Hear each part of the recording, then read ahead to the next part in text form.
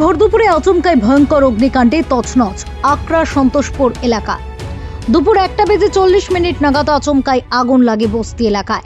মুহূর্তের মধ্যে সেই আগুন ছড়িয়ে পড়ে একের পর এক ঝুপড়িতে। চোখের সামনে পুরো ছাই হয়ে যায় প্রায় 50 থেকে 60টি ঘর। চারিদিকে শুধু আগুনের লেলিহান শিখা, আকাশ ঢেকে যায় ঘন কালো ধোঁয়ায়।